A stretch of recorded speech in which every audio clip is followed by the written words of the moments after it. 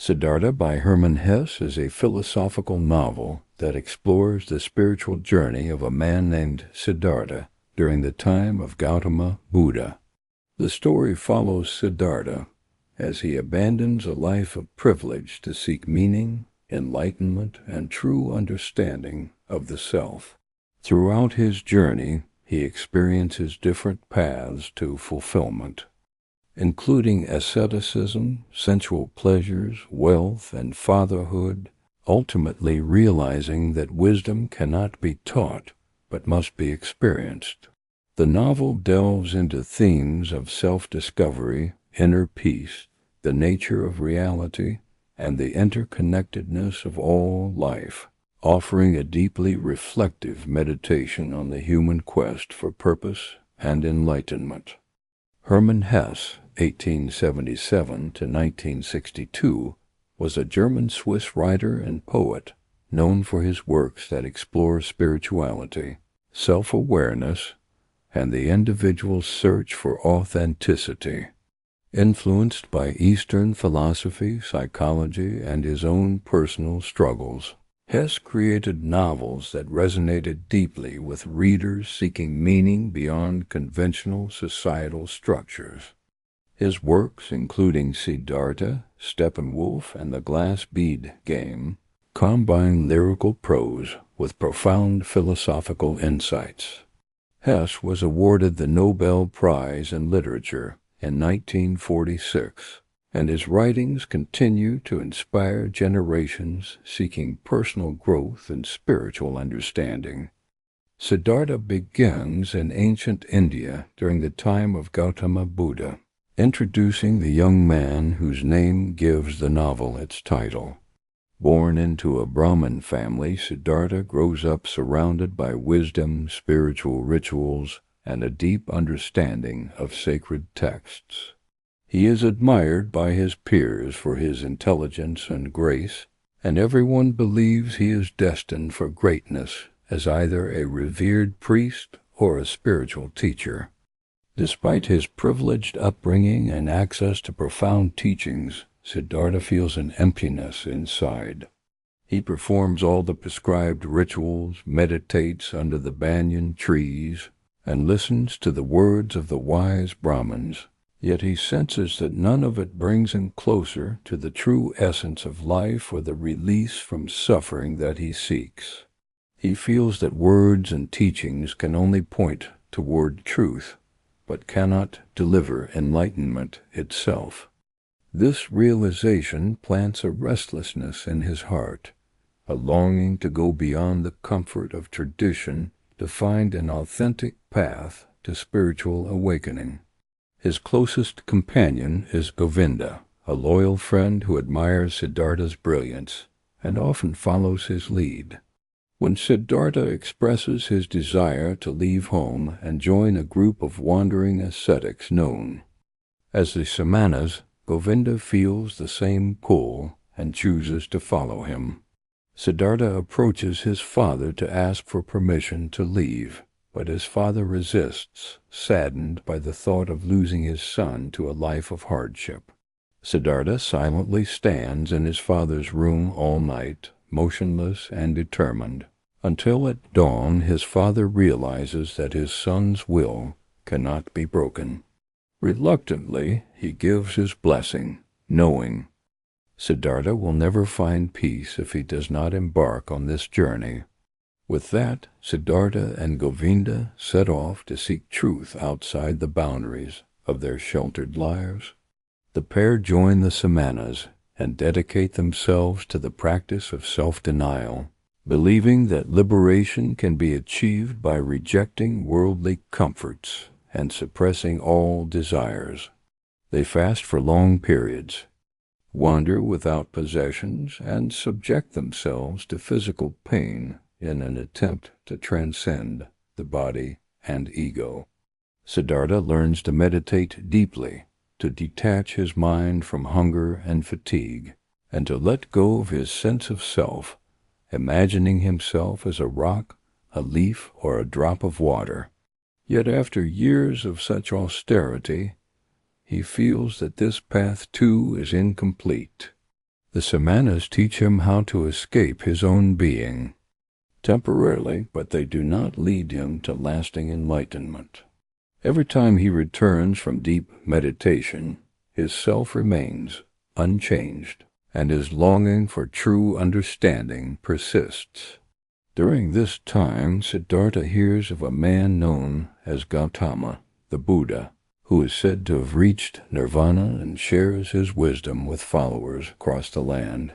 People claim that this enlightened teacher offers a path to freedom from suffering, and many journey to hear his teachings.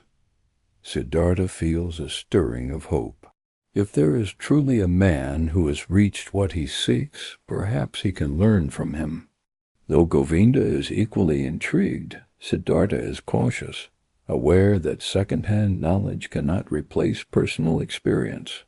Still, they decide to leave the samanas to meet this remarkable teacher, believing it may bring them closer to their goal. As they travel, Siddhartha reflects on everything he has learned. The Brahman's rituals, the samanas' austerities, and even his own relentless discipline seem like shadows of the truth rather than truth itself. He realizes that teachings can guide but cannot transform. Enlightenment must be lived and discovered within. These thoughts begin to shape his understanding of the path ahead, though uncertainty still lingers. He feels both anticipation and doubt as he approaches the city where the Buddha is said to reside, unaware that this meeting will set his life on an entirely new course, one that will eventually diverge from his friend Govinda's and lead him through unexpected experiences in the pursuit of wisdom. Siddhartha and Govinda arrive in the town where Gautama Buddha is teaching.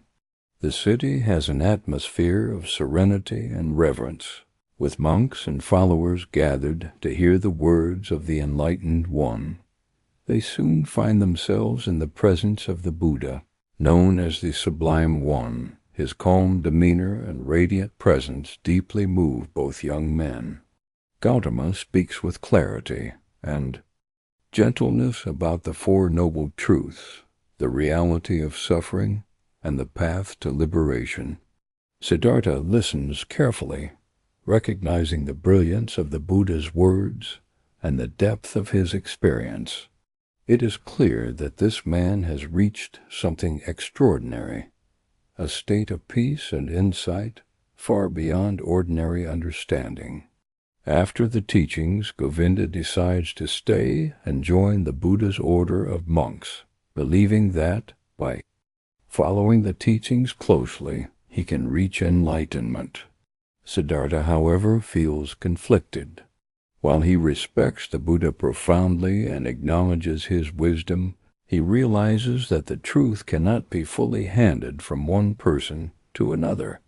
Even if Gautama has found the path to nirvana, it is his path, discovered through his own journey and struggles.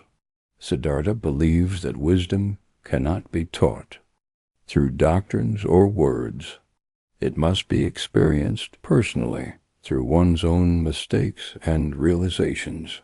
With gratitude and respect, Siddhartha approaches the Buddha privately to share his thoughts. Gautama listens with patience and kindness, understanding Siddhartha's reasoning, and offers him parting words of encouragement to keep seeking with sincerity and determination. Siddhartha leaves alone, marking the first real divergence between his path and Govinda's. As he walks away from the grove where the Buddha resides, a sense of freedom stirs within him. For the first time, he feels that he has shed the burden of following teachings handed down by others. He realizes he has always been a seeker first under the Brahmins, then with the Samanas, and now after meeting the Buddha, but he has never truly allowed himself to be his own teacher. A thought crystallizes in his mind. Wisdom is not something one receives like a gift. It is something one must create from living, from experiencing the world fully. both its suffering and its joys. This realization shifts something deep within Siddhartha. He begins to see life differently. The trees, rivers, and people around him seem more vibrant than before, as though he is truly seeing the world for the first time. The physical world no longer feels like an illusion to escape, but rather an essential part of the journey toward truth. With a newfound sense of curiosity and liberation, he decides to immerse himself in life instead of renouncing it. This choice marks a dramatic turn from the ascetic practices he has followed so far. Siddhartha eventually reaches a city where he encounters a beautiful and self-assured courtesan named Kamala. Drawn to her elegance and mastery over desire, Siddhartha realizes he has entered a new stage of his journey, understanding love, pleasure, and human connection. But to win Kamala's attention, he must first learn the ways of the world. She tells him that love requires wealth, fine clothing, and refined manners, things he does not yet possess. Determined, Siddhartha seeks out Kamaswami, a successful merchant, to learn trade and accumulate material wealth. Under Kamaswami's guidance, Siddhartha becomes skilled in business. Though he initially sees commerce as a game, a temporary means to an end, he gradually becomes more entangled in worldly concerns. He earns wealth, enjoys fine food and clothing, and spends time in the company of Kamala, experiencing physical passion and emotional attachment for the first time. Through her, he learns not only about love, but also about the power of desire and the complexities of human relationships. Life in the city introduces Siddhartha to comforts and pleasures far removed from the spiritual quests of his earlier years. Yet, even as he enjoys this new existence, a quiet dissatisfaction begins to grow within him. The city life feels repetitive and hollow at times, lacking the depth and meaning he continues to seek. Wealth, luxury, and lust bring temporary joy, but no lasting fulfillment. He notices himself becoming greedy, impatient, and restless, traits he once despised. Nights of gambling and drinking blur together, leaving him empty, despite having everything most people would desire. This stage of his journey becomes a spiritual slumber, where the longing for truth is buried under layers of indulgence and worldly success.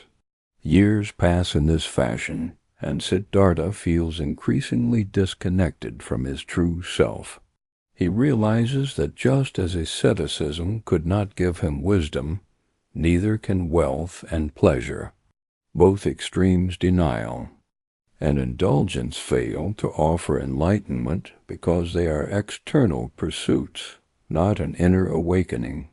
One day, overwhelmed by despair and disgust with his meaningless life, Siddhartha decides to leave the city, abandoning his riches, his possessions, and even his relationship with Kamala. Without a word, he walks away, determined to begin again, stripped of everything, seeking a deeper truth that no teacher, no lover, no accumulation of wealth could ever provide. Siddhartha wanders away from the city, leaving behind his life of wealth and sensual pleasures. The burden of his past choices weighs heavily on him as he feels a profound sense of despair and self-loathing. For years he had pursued wisdom, but lost himself in a cycle of desire and materialism, far from the spiritual awakening he once sought. Overwhelmed by the futility of his existence, Siddhartha reaches a breaking point near a river. Exhausted and hopeless, he contemplates ending his life by drowning, believing that he has wasted his journey and will never find true enlightenment. As he leans toward the river's depths, A sound stops him, a single word from deep within his soul. Om, the sacred syllable symbolizing unity and the eternal essence of life. The vibration of this word resonates in him like a distant memory, pulling him back from the brink of destruction. This moment of clarity feels like a spiritual rebirth. Siddhartha collapses under a tree by the riverbank, falls into a deep, healing sleep, and awakens with a renewed sense of possibility. When he opens his eyes, he feels a profound lightness, as if a heavy burden has been lifted. His despair is replaced with calm awareness, a quiet beginning of transformation. Upon waking, Siddhartha encounters a familiar face, Govinda, now a devoted monk and follower of the Buddha, who happens to be passing by. Though Govinda does not immediately recognize his old friend, Siddhartha embraces him warmly. They talk briefly, and Govinda, seeing Siddhartha's calm demeanor, assumes he is a wandering holy man and moves on, not realizing the depth of his friend's past struggles. Siddhartha continues his journey alone, feeling he has been given a second chance to live and seek truth with humility, free of pride and ambition. Following the river's path, Siddhartha meets Vasudeva, a humble ferryman who radiates a quiet wisdom and inner peace. Vasudeva lives simply, tending to his ferry and listening to the river's voice, as if it holds the secrets of the universe. Siddhartha feels an instant connection to this man and asks to stay with him, offering to work as his assistant. Vasudeva agrees, and thus begins a new chapter of Siddhartha's life, one grounded in simplicity, patience, and observation. Under Vasudeva's guidance, Siddhartha learns to truly listen to the river, to nature, and to the silent teachings of life itself. The river becomes a living teacher, its endless flow symbolizing the constant change of existence and the unity of all things. Sometimes it murmurs gently, sometimes it roars violently, yet it is always the same river, timeless and eternal. Through long hours spent ferrying passengers across the water, Siddhartha starts to understand the patterns of life. Joy and suffering, birth and death, beginnings and endings all flow together like the river's current. Time passes, and Siddhartha begins to shed his former self. He no longer seeks enlightenment as a distant goal or a set of teachings to grasp. Instead, he allows himself to experience life fully, embracing both pain and beauty without clinging or resisting. He watches people come and go, witnesses their struggles and desires, and sees his own reflection in them. Slowly, wisdom begins to grow within him, not from doctrines or disciplines, but from living in harmony with the natural rhythm of existence. Years later, Kamala, now a spiritual seeker herself, travels near the river with a young boy. She has left her life of luxury and is on her way to visit the Buddha before his death. A tragic event strikes when she is bitten by a snake near the ferry. Vasudeva and Siddhartha come to her aid, but despite their care, her wounds prove fatal. Before dying, Kamala reveals that the boy is Siddhartha's son, the result of their past relationship.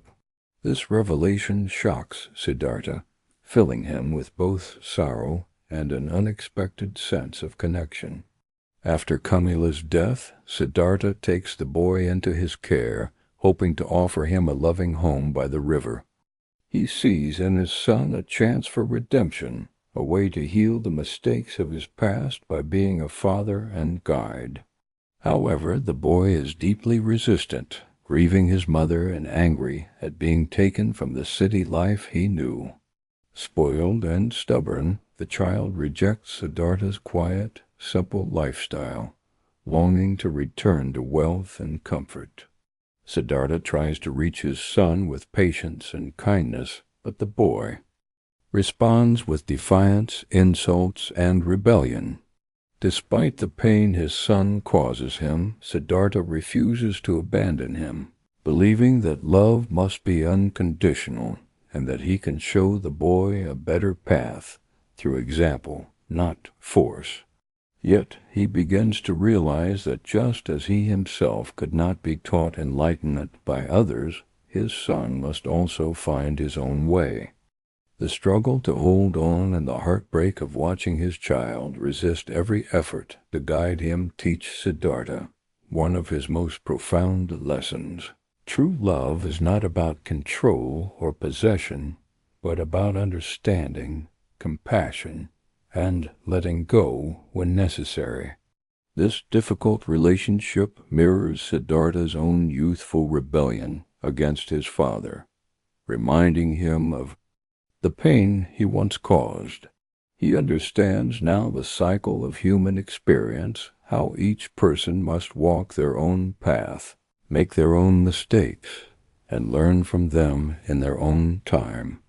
As his son's resentment grows stronger, Siddhartha faces the possibility that he may lose him entirely, forcing him to confront his deepest attachments and the suffering they cause. Siddhartha's relationship with his son continues to be turbulent. The boy resists every attempt to connect, ignoring his father's words and refusing to adapt to life by the river. He dislikes the simplicity of Vasudeva's hut, detests the chores he is asked to do, and despises Siddhartha for taking him away from the city. Siddhartha's heart aches to see his son in pain, yet he clings to the hope that patience and love will eventually reach him. However, he slowly realizes that his desire to keep his son close is not entirely selfless. There is an element of fear and attachment in it, a need to hold on to family, to make up for the years he spent lost in worldly indulgence, to heal his past through this bond. Despite Siddhartha's efforts, the boy's resentment only grows stronger.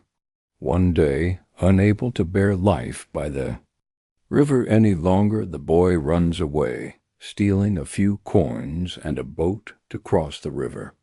Siddhartha and Vasudeva track his footprints for a while, but eventually lose the trail, realizing that the boy has likely returned to the city and will live his own life, making his own mistakes as Siddhartha once did. The loss cuts Siddhartha deeply, leaving him heartbroken and helpless. He feels the same grief his own father must have felt years ago when Siddhartha abandoned home in pursuit of truth. Through this painful experience, he begins to understand that love is not about possessing or controlling another person. True love gives freedom, even if it leads to separation or suffering. In the days following his son's departure, Siddhartha is consumed by sorrow. He wanders alone along the river bank, struggling to let go of his attachment. The river, ever present and constant, begins to speak to him in new ways. Sitting by its waters, Siddhartha listens deeply to its many voices, the rushing current, the soft ripples, the distant roar of waterfalls. The river seems to carry the entire flow of life within it. Birth and death, joy and pain, love and loss, all merging together into one eternal sound. As he listens, he begins to hear the word Om resonating within the river's song, a reminder of unity and harmony beyond all opposites. Vasudeva, seeing Siddhartha's struggle, guides him without words, simply sharing his presence and listening together by the river. Over time, Siddhartha learns to accept his son's departure not as a failure, but as part of the natural course of life. He recognizes that every being must follow their own path, shaped by their own desires and experiences. and that suffering is an inevitable teacher along the journey to wisdom. This realization allows Siddhartha to release the pain in his heart, to let go of clinging and control, and to open himself fully to compassion without expectation. Years pass peacefully as Siddhartha and Vasudeva live by the river. They ferry people from one shore to another, witnessing countless lives passing through merchants, monks, beggars, lovers, and travelers of all kinds. Each carries their own burdens and stories, and Siddhartha sees himself reflected in every face. Slowly he begins to perceive a profound truth. The distinctions between people, events, and emotions are illusions. Beneath all appearances, life is one, a continuous flow like the river where every drop of water is part of the same whole. The dualities of joy and sorrow, success and failure, birth and death are not separate. They are interconnected, necessary parts of a greater unity. One day Vasudeva senses that his time as Siddhartha's companion and guide has come to an end. He tells Siddhartha that he has learned all he can from the river, and that enlightenment now dwells within him. Vasudeva walks into the forest alone, disappearing peacefully, leaving Siddhartha as the sole ferryman. Though saddened, Siddhartha feels gratitude for his friend and teacher, knowing that he too must live out his final days in harmony with life's eternal flow, free of fear and attachment. With Vasudeva gone, Siddhartha remains by the river, continuing his quiet life of service and contemplation. His face takes on the same serenity and depth once seen in the Buddha himself, though his wisdom was not learned from scriptures or teachers, but from the fullness of his own journey. Through experiences of excess and deprivation, love and loss, seeking and surrendering, Siddhartha has reached an understanding that enlightenment is not a distant goal, but a state of unity with all existence. It cannot be taught or given, only realized through direct experience of living, listening, and letting go. As time passes, word of Siddhartha's quiet wisdom spreads, and travelers occasionally come to seek his counsel. Unlike the teachers of his youth, Siddhartha offers no doctrines or commandments. He listens deeply, speaks gently, and encourages others to find their own truths. His compassion is rooted in understanding, for he knows the struggles of desire, pain, and the search for meaning firsthand. He becomes a silent beacon of peace, much like Vasudeva before him, embodying the harmony of the river that taught him everything he knows. Years pass by the river, and Siddhartha continues his life as a ferryman, quietly observing the flow of existence.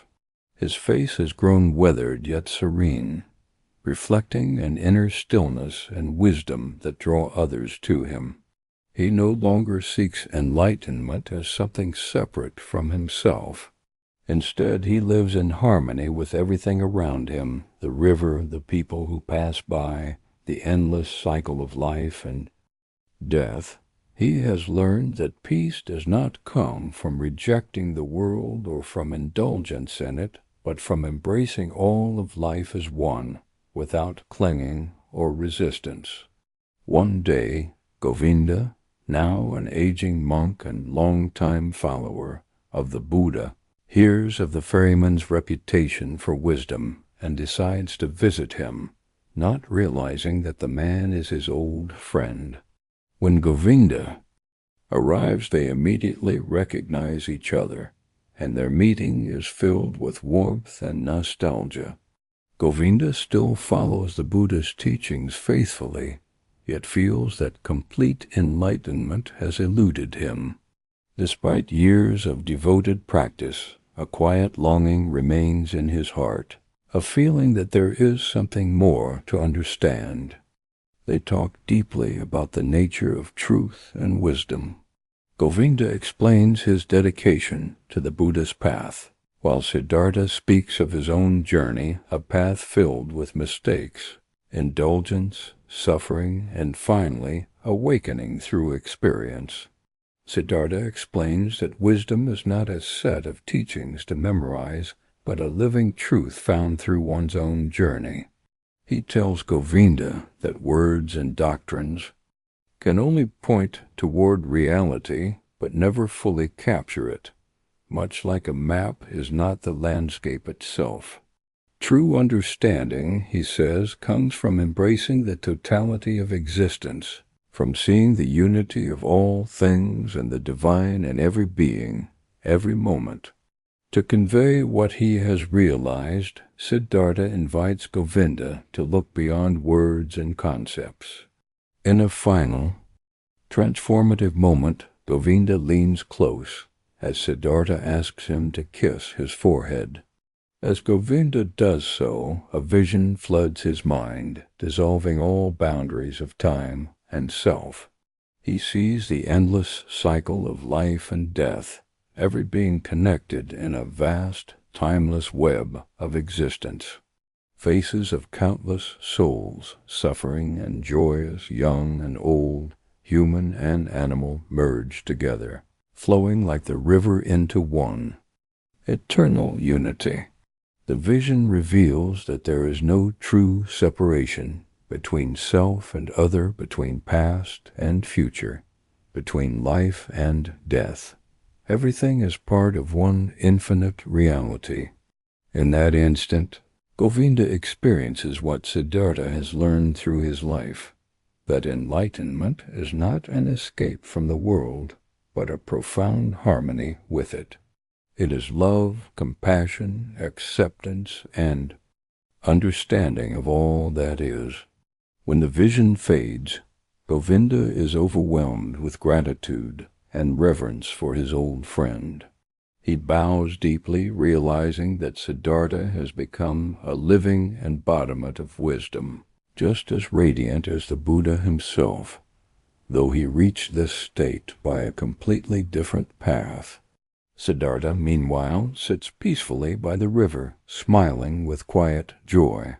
His life has come full circle, from privileged youth to wandering seeker, from ascetic to merchant, from despair to awakening. He has loved, suffered, lost, and learned, discovering that truth cannot be given or taught, only lived.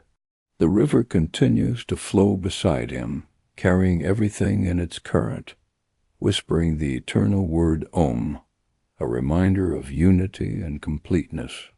Siddhartha is finally at home within himself, and the world no longer striving, no longer searching, simply being one with the whole of existence.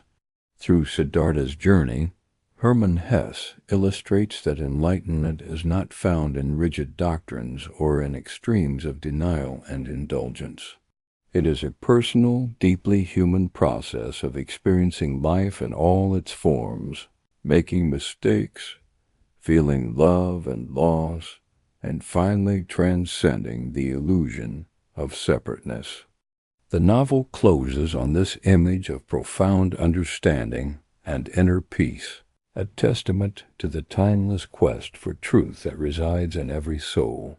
Thank you for joining me on this journey through Hermann Hesse's timeless masterpiece, Siddhartha. Don't forget to like this video and subscribe to Mindful Reads for more deep dives into powerful books that inspire self-discovery and inner growth.